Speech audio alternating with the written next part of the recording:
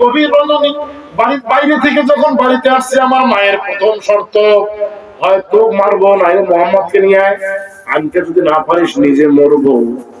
শুধু তাই নয়, এমন কিরা দিছে, আমার মা বলেছে, এ জুবাইর, ওই মোহাম্মদকে আমার বোন উম্মে আইমন ওই যে মদিনা থেকে ফেরার পথে নিয়ে এসেছিল, আমাদের বাড়িতে 6 মাস ছিল। উম্মে আইমনের সঙ্গে মা আমেনার বড় বান্ধবী ছিল।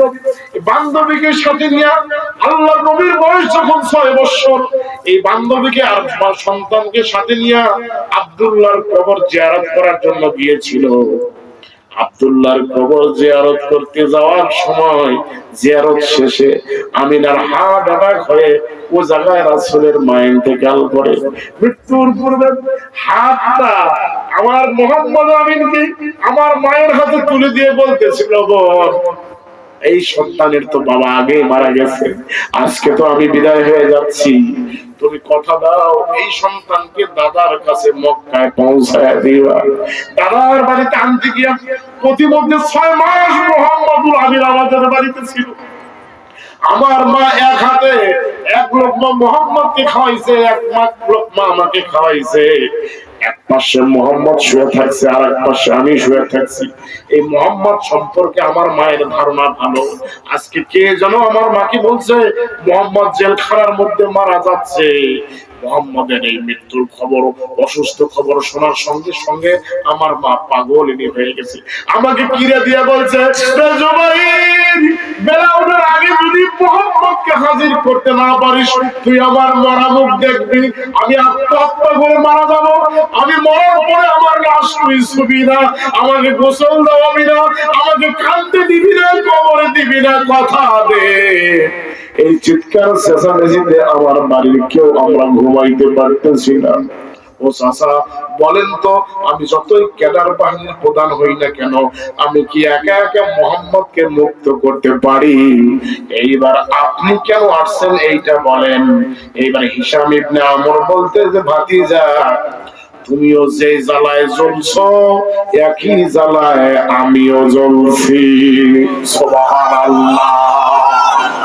দুইজন, একজন কেনার বাহিনীর প্রধান, আরেকজন প্রধান উপদেষ্টা, এই মধ্য রজনীতে নাঙ্গা তরোয়ার নিয়ে ঘর থেকে বের হলো, মোহাম্মদকে জেলখানা থেকে মুক্ত করবেন। তারা বের হয়ে কিছুদিন যাওয়ার পরে মুতাইম ইবনে আদির দেখা বাড়ির সামনে পড়ে গেল। এই বাড়িটা মুতাইম ইবনে আদির।